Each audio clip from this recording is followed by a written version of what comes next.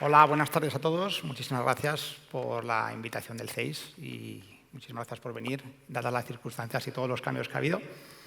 Y bueno, no sé si conocéis un poco lo que es Brooklyn Fitboxing. El objetivo de hoy no es hablar del modelo de negocio, ni de hablar de lo bien que nos va, ni de contaros cómo ha crecido la marca.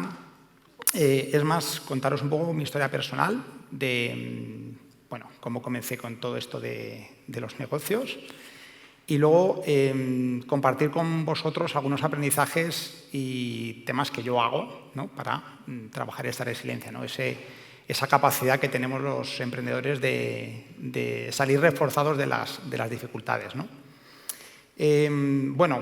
Brooklyn Fitboxing, para los que no lo conozcáis, es una actividad que se basa en entrenamiento de fitboxing. Como la palabra dice, hay una parte de entrenamiento de fuerza, entrenamiento funcional, combinada con entrenamiento con un saco de boxeo. ¿Qué tiene de peculiar? Los sacos de boxeo están gamificados, tienen sensores, te miden tu sincronización, te miden tu fuerza. Y hemos conseguido crear un modelo escalable con una parte que son principalmente franquicias, pero también centros propios, donde hemos alcanzado una cifra de unos 280 gimnasios en 9 países, ¿no? Podemos decir que es una historia de éxito por la escalabilidad y por la capacidad que hemos tenido un poco de homogeneizar ese servicio y ser capaz de lanzarlo en muchos países de manera exitosa, ¿no? Pero bueno, ese es un poco el resumen, pero os voy a contar un poco la historia de cómo empieza todo, ¿vale? Creo que es probablemente más interesante. Yo de base soy ingeniero, trabajo en ingeniería, hago mi carrera de ingeniería, trabajo luego en una consultora, hago un MBA en INSEAD en Francia y a raíz de ese MBA decido que voy a quemar mi currículum y que yo voy a ser empresario y que, claro, con todo lo que yo había estudiado como ingeniero, mi super MBA y tal, básicamente salida a bolsa en 3-4 años y bueno, dedicándome a viajar por el mundo, ¿no? Ahora veréis un poco que la realidad fue bastante diferente y bastante más complicada. Al terminar me junto con uno de mis compañeros de INSEAD y comenzamos un negocio que es lo que ahora llaman longevidad. Nosotros en aquel momento se llamaban programas de gestión de salud y lo que montamos es un sistema para seguimiento de enfermos crónicos. Montamos un software increíble, lo integramos con unos hardware que había en aquel momento. Pensad que estamos hablando del 2004, es decir, hace 21 años. Yo comienzo el proyecto de emprendimiento hace 21 años y básicamente le dedicamos como 3 o 4 meses, 5 meses a montar un software increíble, a integrarlo con aparatos que venían de Israel para seguir enfermos de diabetes, enfermos cardiovasculares, y todo nuestro objetivo era vendérselo a las comunidades autónomas y a las aseguradoras para básicamente hacer un sistema de telemedicina para prevenir infartos de miocardio o eventos con diabéticos que pudieran generar un coste sanitario muy alto. Invertimos todo lo que nos quedaba después de hacer el MBA y básicamente no vendimos nada. Primera lección que aprendí es: no te pongas a desarrollar un software, no te pongas a desarrollar un producto en el que inviertes 6-7 meses con todos tus ahorros cuando todavía no tienes un solo cliente, ¿vale? A raíz de esto, ¿qué es lo que nos dimos cuenta? Nos dimos cuenta que trabajar con enfermos crónicos era trabajar B2B, es decir, había que vender a grandes administraciones públicas, y decidimos ir B2C con lo que habíamos aprendido. Y entonces montamos un programa de nutrición online y un programa de dejar de fumar online, cuando todavía básicamente no existía, o sea, lo hacíamos por SMS, para que hagáis una idea. O sea, el sistema de mensajes era por SMS, no existían las apps, no existía todo esto que hay ahora. Y entonces nos dedicamos, mi socio Eduardo y yo, después de un año con todos nuestros amigos consultores, banqueros de inversión, ganando una pasta, nos cogimos cada uno un maletín y yo me encargué de las farmacias y él se encargaba de los gimnasios. Y yo me iba a las farmacias a ofrecerles un programa de nutrición para que lo ofrecieran a sus clientes a cambio de una comisión, y Eduardo iba a los gimnasios a hacer lo mismo, ¿no? Un programa de nutrición y de dejar de fumar. Y en este camino nos costaba un montón, vendíamos, seguíamos vendiendo un poquito, lo justo para pagar los gastos, pero estábamos al borde de la ruina, ¿no? Y Eduardo me dice: oye, he visitado unos gimnasios femeninos en el barrio del Pilar que están petados de gente y que, oye, podríamos montar uno de estos gimnasios y tal. Os estoy hablando del 2000, ya a finales de 2004, ¿vale?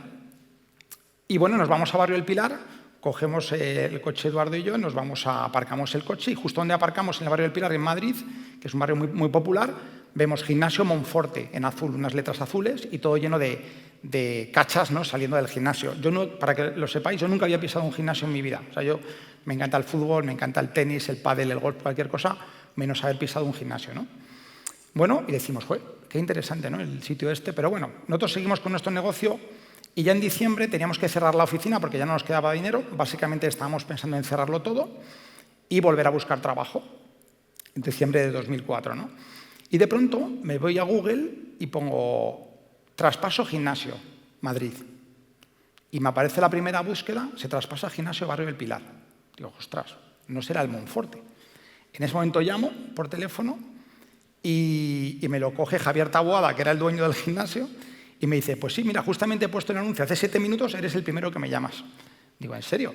Mi socio Eduardo se había ido a Argentina de viaje y le dije, guárdanos 3 días, que voy a hablar con mi socio, que me interesa un montón. Y me dije, ¿cuánto cuesta el traspaso? Y me dijo, 95.000 euros. Yo en mi vida había comprado un gimnasio, en mi vida había ido a un gimnasio. Bueno, pues compramos el gimnasio. Y así empezó mi camino en el mundo del fitness, viniendo de ser un ingeniero con un MBA, abriendo un gimnasio en Barrio del Pilar, un gimnasio, en este caso, femenino. ¿Por qué? Porque lo que hicimos fue copiar la versión Curves, hicimos la versión española de Curves. Estamos del 2005, ¿no? Bueno, pues 2 personas que han hecho un MBA, cogen un gimnasio de barrio, en el Barrio del Pilar, empiezan, cada uno pidiendo un préstamo, yo a la caja de ingenieros, avalado por mi padre, porque ya no me quedaba más dinero, mi socio también avalado por su padre, ya 1 añito y 4 meses después de haber empezado a emprender, y empezamos a funcionar. Y en 2005 el gimnasio se pone en break-even en 3 meses, empezamos a funcionar, en 2006 vendemos como 7 o 8 franquicias, 2007 ya nos encontramos con 24 o 25 clubs funcionando bien. ¿Qué pasa? ¿Qué pasa en el 2007-2008? Que llega la crisis de deuda y nos encontramos con un modelo de negocio que no habíamos probado, nos habíamos puesto a franquiciar como locos y teníamos una plantilla de unas 15-20 personas, solamente con 24 clubs, habíamos metido inversores y teníamos una deuda de aproximadamente 400-500.000 euros. Habíamos montado gimnasios, todo el montaje, pero no solo eso, sino que nos pusimos a montar más empresas. Dijimos, joder, nos va tan bien, somos tan cracks, somos tan increíbles gestionando gimnasios que montamos una cadena de gestorías, un fondo de inversión en Rumanía, una agencia de marketing online y una agencia de diseño. Así, en 2 años, ¿no? Llega la crisis y se nos cae todo. Básicamente nos encontramos con la deuda, mal vendemos lo que teníamos, tenemos que despedir a todo el mundo. Y yo ahí empiezo ya a acumular una serie de años, desde el 2004 que empiezo, en el que empiezo a darme cuenta que no duermo bien, que empiezo a tener unos niveles de estrés demasiado. Pero bueno, no importa porque hay que sobrevivir, no hay que seguir tirando, ¿no? Lección que aprendo, y para los que sean jóvenes y que estén empezando, enfócate en tu negocio. Primer aprendizaje, hemos dicho, antes de hacer un gran desarrollo, ten un cliente o un potencial cliente. Y segundo aprendizaje, si te va bien, profundiza en tu negocio, sigue puliendo tu negocio y no abras 25 negocios. Porque el día que venga la crisis, que llegará, te vas a encontrar como nosotros con un problemón. Nos repartimos un poco los negocios, Eduardo se dedica al marketing online, yo me dedico a la parte de gimnasios y estamos hablando del 2008. Y de 2008 básicamente el objetivo era devolver la deuda e intentar devolver algo a los inversores, ¿no? Para mí es una travesía del desierto en el sentido de que lo que queda de negocio me da para pagarme un sueldo de aproximadamente 2.000 euros al mes, con el que además esto empieza a generar tensiones familiares y tensiones en casa. Aparte, como no ganaba suficiente, había invertido en bolsa, me había ido bastante bien y dije, bueno, pues esta es mi manera de vivir. En vez de vivir del negocio, voy a aprender a invertir en derivados. Bueno, pues me pongo a invertir en derivados y me pilla la crisis de Grecia del 2010, ¿no? Pierdo todo. Y a todo esto, además, me divorcio en el 2011. Con esto lo que quiero decir es que ya estábamos en el 2011, yo había empezado en el 2004, llevaba 7 años emprendiendo, tengo que salir de casa de mi exmujer con mi maletita roja, que es la que he traído a Valencia, y me voy a vivir al sótano de mi padre, ¿vale? Estamos hablando de ya 35 años, más o menos. Mi ingeniería, mi MBA, mi IPO en 3 años. Bueno, pues me voy a vivir a casa de mi padre. Y en el 2012, estoy viendo, o sea, ya durante finales de 2011 voy a vivir a casa de mi padre. 2012 ya se remata todo, ¿no? Que es la subida del IVA, ¿no? Con toda la crisis de deuda europea, deciden subir el IVA de los gimnasios del 7% al 21%. Nosotros en ese momento tendríamos como unos 20 clubs, 5 propios, que gestionaba yo me encargaba de toda esa gestión, no tenía equipo, básicamente yo me encargaba de todo. Teníamos un margen de EBITDA del entorno del 12-13%, la subida de IVA, yo intento repercutírsela a los clientes en el año 2012 y empiezo a tener bajas masivas de clientas, ¿no? El modelo que teníamos era un modelo, una copia de Curves. Le habíamos metido también estética, pero en el fondo no éramos un modelo innovador, éramos un Me Too o una copia con un poquito de añadido, digamos, adaptado al mercado español, pero en el fondo seguíamos siendo un producto con poco margen de EBITDA porque seguíamos siendo una copia, ¿no? Entonces, sumen el IVA y en ese momento me di cuenta que estoy arruinado. Básicamente no podíamos tener margen. Y aquí quiero compartir un momento que para mí es uno de los momentos más importantes de toda esta historia, que es en el momento en el que yo subo del sotanillo de mi padre. En ese momento vi a mi abuela con mi padre y estaban mis tíos en casa, ¿no? Y subo las escaleras de casa y estaban todos allí como un poco tomándose una cervecita, tal. Y digo, ¿qué tal? ¿Qué tal? ¿Cómo estáis? Digo, chicos, estoy arruinado. Y entonces me llegan todos y me dicen, bueno, pues ven aquí, te tomas una cerveza y nos lo cuentas, ¿no? Entonces, es el momento en el que de pronto, después de 7 años sufriendo, me di cuenta que no pasa nada y que no pasaba absolutamente nada, que de hecho estaba más cerca de mi familia que nunca. Mis amigos, además, como había pasado de esa fase de ser el emprendedor guay a ser el arruinado, me querían todavía más. Me invitaban a viajes porque encima estaba divorciado, vente con nosotros. O sea, mejor momento probablemente de mi vida, el momento en el que subo y digo que estoy arruinado, ¿no? Y eso para mí es un antes y un después. Y entonces, es como que ahí creo que de manera inconsciente hay un cambio en mi manera de ver los negocios y no sé si era tan consciente, pero empiezo a verlo más como un juego. Y perdonad que diga juego porque hay mucho sufrimiento detrás de muchos emprendimientos, no quiero quitarle la importancia que tiene, ¿no? Y la responsabilidad que tenemos, pero un poquito sí, ¿no? Empecé a salir con una chica que conocía además del EGB y me di cuenta que tengo que cambiar algo, tengo que jugar más, tengo que pasármelo mejor, no puedo seguir emprendiendo con el culo apretado, entre comillas, pensando todo el rato en los problemas y no sé qué. Tengo que hacer algo que realmente me llene, ¿no? Pero es verdad que yo llevaba 6 o 7 años gestionando mi negocio de una manera muy ordenada, con mucho método, con mucha perspectiva de negocio, ¿no? Y empecé a salir con esta chica, con Cristina, que es ahora mi mujer, y me pasa una cosa muy curiosa, que es su ex me empieza a perseguir por toda la ciudad, pero perseguirme porque me paraba en un semáforo y se me paraba con una moto y cogía el casco y me daba en el cristal, ¿no?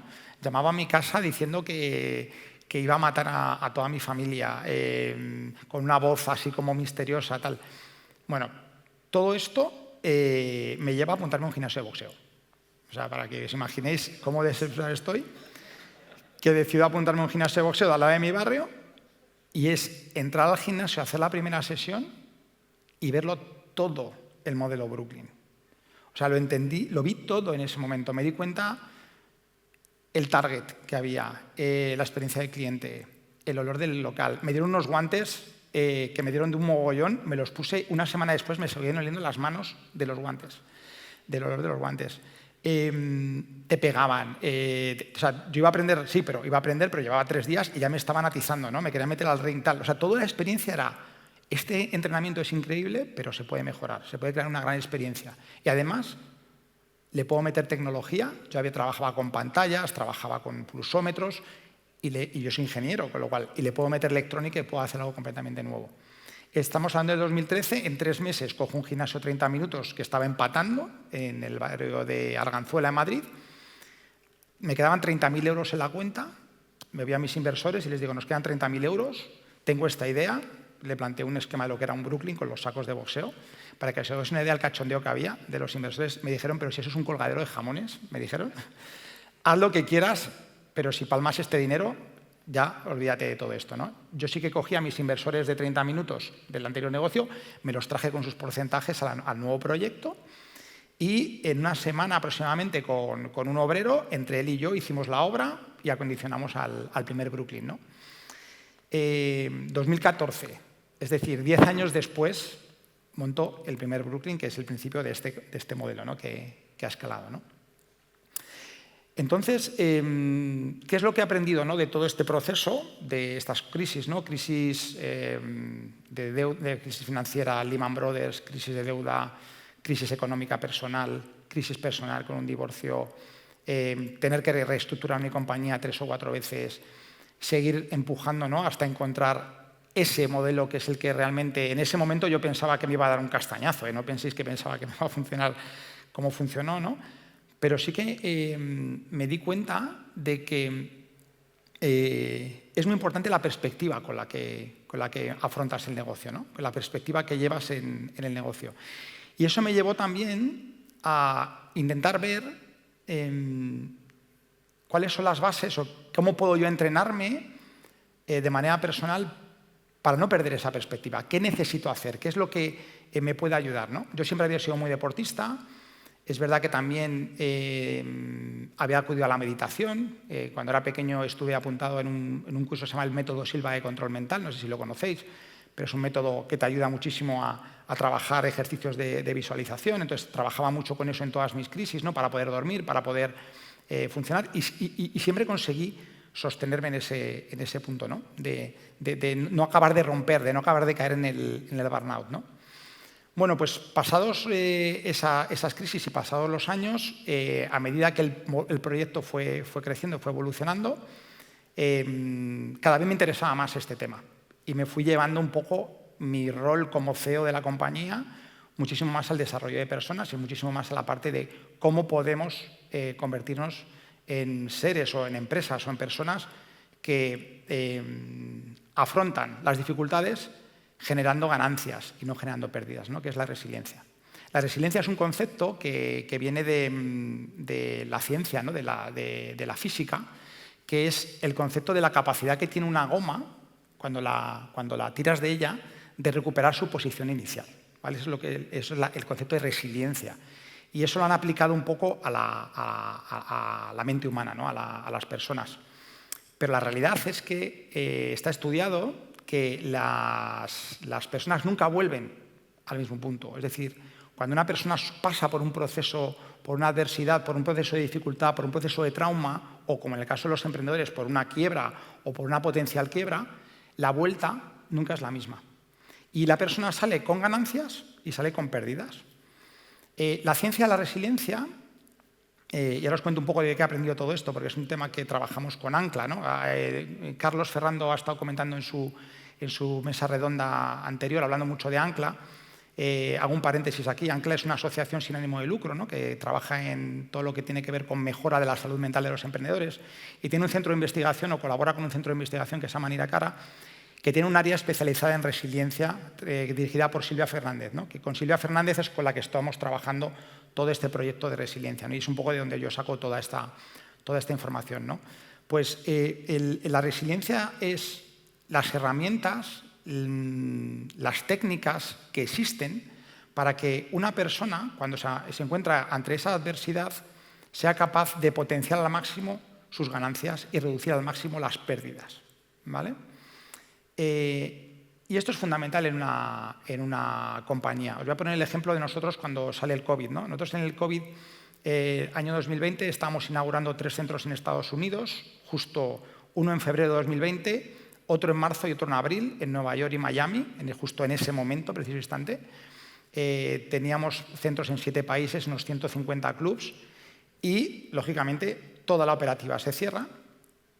Y ahí es donde entra en juego la resiliencia, ¿no? Es, vale, estamos en una situación que no controlo, hay un área de preocupación, una zona de preocupación y una zona de influencia que es la que yo tengo, y desde esta zona de influencia, ¿cuál es la perspectiva ganadora para Brooklyn en este momento? Y eso es lo que hicimos. Teníamos un proceso de crecimiento que iba como una flecha hacia arriba, pero teníamos bastantes carencias desde el punto de vista tecnológico, teníamos problemas con los sensores, teníamos problemas en la atención al cliente, teníamos un montón de problemas. Y entonces lo que hicimos fue decidir, en vez de verlo como una catástrofe, vamos a verlo como una oportunidad. Y es increíble cómo nosotros como líderes o como emprendedores que dirigimos el proyecto tenemos esa capacidad increíble de tener una perspectiva que inspira y que hace que los demás quieran subirse contigo a ese carro, ¿no? Es algo bastante increíble, pero yo lo veía clarísimo. Era como, sí, hay una pandemia, pero la pandemia durará lo que tenga que durar, pero nosotros mientras lo que vamos a hacer es mejorar el producto, mejorar el negocio. Año 2020, nosotros fuimos capaces de abrir 30 gimnasios. Con los gimnasios, algunos de ellos cerrados, la gente entrenando con mascarilla, con separadores, Italia cerrado, Argentina cerrado, Perú cerrado, Estados Unidos quiebra total, imaginaros, ¿no? O sea, los centros no estaban casi ni abiertos. Abrimos 35 clubs en el año 2020 y fuimos EBITDA positivo. Eso no hubiera sido posible si la perspectiva que tuvimos realmente de verlo como una gran oportunidad para Brooklyn. Y creo que fue además lo que hizo, y estábamos comentando antes de la importancia del equipo, crear un equipo con un nivel de coherencia, un nivel de cohesión, más que coherencia, perdón, un nivel de cohesión, un nivel de unidad y una resiliencia desde ese punto de vista increíble, que es el que tenemos ahora, ¿no? Principalmente el 80-90% del equipo. Entonces, volviendo un poco al tema de Ancla y al tema de Niracara, daros un poco qué cosas existen basadas en la ciencia y basadas también en la experiencia, ¿no? Cogemos lo oriental, ¿no? Todo lo que tiene que ver con las técnicas orientales, budismo, taoísmo, y lo que tiene que ver con lo occidental, ¿no? Todo lo que se ha visto sobre la resiliencia, ¿no? En muchos de los campos. Y hay como 4 áreas de trabajo, ¿no? Para aquellos que os interese o que queráis explorar más sobre el tema de la resiliencia, ¿no? Hay una primera área que tiene que ver mucho, y ahora luego os daré haremos un pequeño experimento, ¿no? Que tiene que ver mucho con lo que es el sistema nervioso y el control emocional y explorar con ecuanimidad dentro de nosotros, dentro de la tormenta, ¿vale? Eso tiene que ver con cuando todo se cae, ser capaz de parar, ser capaz de respirar y ser capaz de liderar desde la aceptación de la realidad en la que estás, que es uno de los puntos más importantes y que muchas veces los inversores, los emprendedores nos olvidamos, ¿no? Que es negar la realidad que tenemos delante, ¿no? Toda esa área tiene que ver con técnicas de respiración, técnicas de meditación, muy importantes. Para poder conectarnos, por ejemplo, en cualquier reunión en la que estamos tensa, llena de emociones, y ser capaz de tomar una buena decisión, tenemos que ser capaces de ponernos en la posición del observador. Y para ponerte en esa posición del observador, que es capaz de ver la situación desde la aceptación, desde la realidad, desde el desapego, y ser capaz de ver eso para tomar la mejor decisión en ese momento, es clave la respiración, es clave todo ese tipo de entrenamiento, ¿vale? Vamos a llamarle explorar con ecuanimidad, ¿vale? Para aquellos que hagáis meditación o que estéis trabajando en técnicas de respiración, por ejemplo, os recomiendo mucho un libro de James Nestor que se llama Respira, para meteros en esa primera parte. Hay muchísimo y es muy importante a la hora de trabajar. Y es un tema que nosotros en Brooklyn también trabajamos con los equipos, técnicas de respiración, y trabajamos todo lo que tiene que ver con la meditación, ¿no? Luego hay otra parte súper importante, que además es nuestra especialidad, que tiene que ver con el autocuidado, principalmente el entrenamiento físico, el control del estrés, toda la parte de descanso y sueño y toda la parte de nutrición. Vamos a llamarle, ahora está de moda la longevidad, el área de la salud y el bienestar, que además te ayuda a esa longevidad, ¿no? Que se llama. Pero todo es otro área que ahora es el boom, ¿no? El boom de todos estos temas, ¿no? Y ahí es donde entra Brooklyn como uno de los mejores sistemas de entrenamiento que podéis hacer, ¿no? Y esa es otra área de exploración muy importante, porque son herramientas y técnicas que cuando entras en una crisis, en una adversidad, que todos vamos a pasar por ellas y crisis siempre vamos a tener, y están ahí para que las podamos superar, vamos a poder anclarnos, ¿no? La primera parte, meditación, explorar con ecuanimidad. La segunda parte, toda la parte de autocuidado. Hay una tercera parte que a mí me encanta, que me parece brutal, que tiene mucho que ver con la parte de generación, cómo generas esa perspectiva ganadora para ti. Esto en términos de psicología se llama reestructuración cognitiva. Tiene que ver con cómo soy capaz, desde la aceptación de la realidad, de crear una perspectiva que es ganadora para mí, que me permite maximizar mis posibilidades de ganancia y minimizar las de pérdida, ¿no?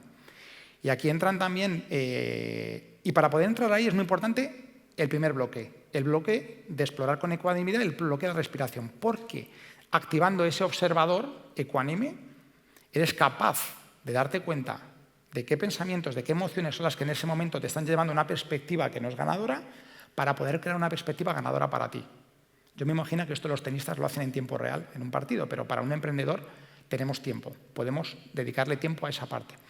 Y esa parte, esa perspectiva ganadora tiene mucho que ver con lo que hemos dicho, ¿no? Hay un círculo que es el círculo de influencia, que es lo que nosotros controlamos y podemos decidir, y hay un círculo que es el círculo de preocupación. Y en ese círculo de preocupación es donde gran parte del tiempo nos movemos todos, en esa fantasía de todo lo que va a pasar, de todo lo que va a ir mal, sobre todo por las noches, cuando te despiertas a las 5 de la mañana, con los ojos abiertos. Ese es el peor momento, el momento de los dramas, ¿no? Ser capaces de liderar desde ahí. Y toda esa parte, que también, libro que os recomiendo, y además lo han comentado al principio sobre Víctor Franklin, han hecho una cita de Víctor Franklin. Si no lo habéis leído, su libro El hombre en busca de sentido, de cómo él es capaz de crear una perspectiva ganadora para él en un campo de concentración nazi. Y es muy interesante toda la reflexión que hay ahí, ¿vale? Pues todo eso es otro mundo de aprendizaje. Y ahí tienes el estoicismo, por ejemplo, tiene muchas herramientas, tienes muchos sitios en los que como emprendedor te puedes anclar, puedes leer, que te sirve para generar esa tercera pata. Y por último, la cuarta pata sería todo lo que tiene que ver con sentido. Sentido, llámale propósito, no me gusta mucho la palabra propósito porque está muy manida y no sé si estoy tan de acuerdo con el concepto de que haya un propósito que cada uno tengamos que tener. Creo que yo soy más creyente de que tenemos varios propósitos y todos pueden funcionar. Pero la parte de sentido, ¿qué sentido tiene todo esto? ¿Qué sentido tiene todo esto para mí? ¿Qué sentido tiene para mí estar en esta compañía? ¿Por qué estoy haciendo esto? ¿Para qué nos venimos aquí a una oficina y dedicamos, digo, un tercio, igual un 40% de nuestra vida, ¿no? Si piensas en todo lo que luego los emails que respondes fuera de casa, ¿no? Un 40% de nuestra vida, ¿qué sentido tiene? ¿O qué sentido tiene mi vida en general? ¿Qué propósito estoy buscando? Y ese propósito es una de las grandes palancas de la resiliencia. Si tuviera que deciros cuál explorar, creo que cada uno tiene que explorar la suya, pero hay que ir buscando esas anclas, esas técnicas de resiliencia que a vosotros os permitan, ante esas adversidades que vais a tener, porque las adversidades van a llegar siempre, ya sean empresariales, ya sean personales, ya sea el enfrentamiento a la muerte, ya sea la enfermedad, van a llegar siempre. Esas herramientas están ahí para nosotros, ¿no? Nosotros en Ancla lo que tenemos es un programa de entrenamiento para emprendedores donde ahora mismo tocamos una parte de ellas. Estamos trabajando en ir desarrollando muchas más, ¿no? Pero os diría que esa parte de sentido encaja, es fundamental. Desde ahí, con todo esto, para no ser muy filosófico o muy amplio, y hablando con Teresa de CEIS, que es la que me propuso, ¿no?, esta manera de afrontar la charla desde un punto de vista más humano y menos empresarial, quería proponeros como una rutina sencilla, ¿vale?, para proponeros, para practicar. Yo la voy a proponer, por supuesto, y cada uno luego la puede adaptar, no cogerla, no hacerla. Vamos a enfocarnos en 5 apartados, ¿vale? Le hemos puesto como resiliente, como 5 apartados. Y el primer apartado, que es respira 1, 2, ¿vale? Yo, por ejemplo, antes de salir, cuando estaba esperando, pues bueno, el miedo escénico, no sé lo que me voy a encontrar, no os veo, con lo cual no sé ni cuánta gente hay, es una situación un poquito difícil para mí. Respira 1, 2. Respira 1, 2 es una respiración demostrada científicamente como la más eficiente una de las más eficientes para activar el parasimpático. Una reunión tensa, estás en el coche llegando tarde a un sitio, tienes que hacer una presentación como la que yo estoy haciendo. Respiro 1-2 es, respiras, imagínate, 4 segundos, expiras 8 segundos.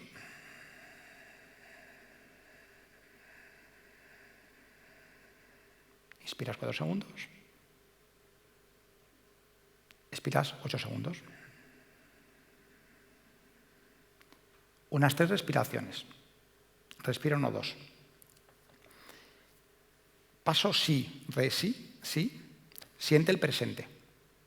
A mí me ayuda mucho a cerrar los ojos, ¿no? Entonces tú respiras 1-2, vas respirando, cierras los ojos, sientes el presente. Sientes el presente es salir de la mente, te vas al cuerpo, te vas al presente, te vas al espacio y profundizas en dónde estás. Estoy en una reunión, estoy en este espacio con vosotros, mis pies están anclados aquí. Por respirar, siento que hay una energía, está ahí, unas luces. Y en ese momento puedo, y además con los ojos cerrados, podría conectar con el observador. Y para mí eso es una de las partes más importantes de la resiliencia, que tiene que ver con explorar con ecuanimidad, que es la capacidad de convertirte en el observador de todo lo que está sucediendo, donde ves los pensamientos que van pasando. Joder, menuda tontería que está diciendo este. Y lo sustituyes por pensamientos o por perspectivas que te aportan a ti. Quizá me interesaría escuchar un poquito más. Quizá es un momento para empatizar un poquito mejor con mi equipo. Y te conviertes en un observador que, en vez de estar llevado por la corriente, eres capaz de observar la situación con esa ecuanimidad. Sería conectándome con el presente. Siente el presente. Y li sería lidera tu mente, que es lo que estamos hablando, que es la capacidad de no dejarme llevar por lo que está sucediendo, sino responder con mi libre albedrío y con una perspectiva ganadora de lo que quiero conseguir en mi mente. ¿Vale? Sería respiro 1-2. A través de la respiración soy capaz de conectar con el observador y sentir el presente. Sintiendo el presente, conecto todavía más con ese observador que puede ver esos pensamientos, esas emociones, esos sentimientos que están surgiendo de la situación y es capaz de verlos con ecuanimidad y con cierto desapego. Y a partir de ahí, actúa. ¿Vale? Sería esa la rutina. Entrena esto cada día. Ten un objetivo, ten un propósito. No me gusta mucho el propósito, pero ten un propósito. Resiliente. Entonces es una manera de recordaros, respiro 1-2, siente el presente, conéctate con el momento en el que estás, con ese observador, lidera tu mente, sé capaz de verlo desde un punto ecuánime, viendo qué es lo que está pasando, actuando desde ahí y no desde la emoción. Entrena cada día esto, es un objetivo que os podéis poner en cualquier reunión, en cualquier momento para hacer, yo lo aplico, lo estoy aplicando, y sobre todo con una base de fondo, ¿no? Que es ¿para qué hago esto? ¿Qué sentido tiene para mí? ¿Y por qué lo estoy haciendo? ¿No? Entonces, no sé si tenemos tiempo o si os apetece, pero os propondría que hiciéramos un ejercicio de la parte primera, de Resili. ¿Os parece? ¿Lo hacemos? Venga, vamos a hacerlo. Venga, pues nos ponemos cómodos en nuestro sitio, con la espalda lo más recta posible, ¿vale? Vamos a cerrar los ojos, si queréis, podemos cerrar los ojos.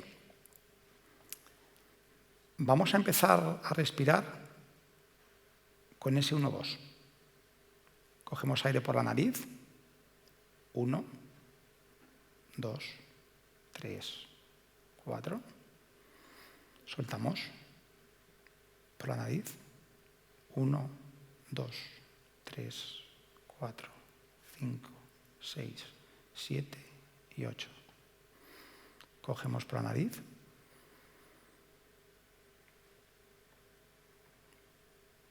Exhalamos por la nariz. 1, 2, 3, 4, 5, 6, 7, 8. Respiramos por la nariz. 1, 2, 3, 4. y soltamos, exhalamos. 1, 2, 3, 4, 5, 6, 7, 8. Y en este momento podemos conectarnos mucho más con el momento presente. Os invito a, por ejemplo, notar cómo están vuestros pies, cómo se conectan con el suelo, el asiento en el que estáis, el espacio en el que os encontráis.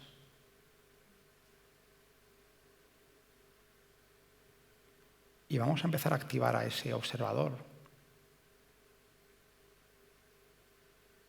que es testigo de todo lo que está pasando dentro de nosotros.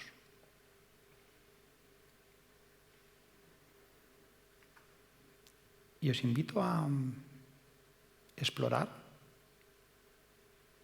si hay alguna parte de vuestro cuerpo que ahora mismo está más tensa o os llama la atención.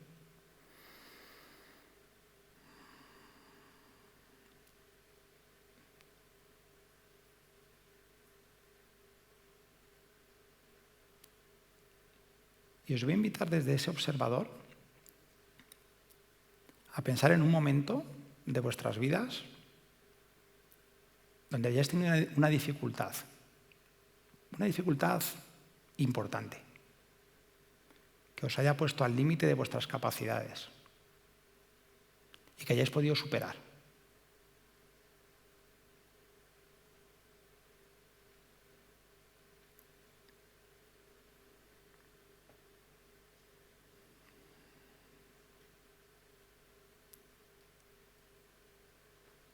Y también os diría que penséis cómo la superasteis. ¿Cuál fue la clave que os llevó a superarla, a pasar por ella?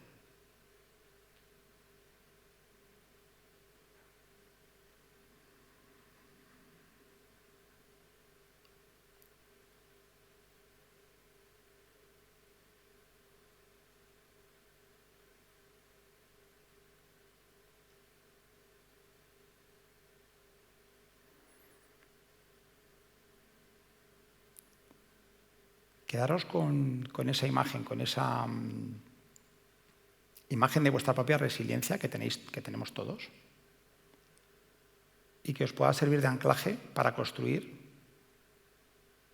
todavía más esa resiliencia que tenéis. Os invito a ir saliendo poco a poco de esa respiración, de ese momento, a que abrir los ojos.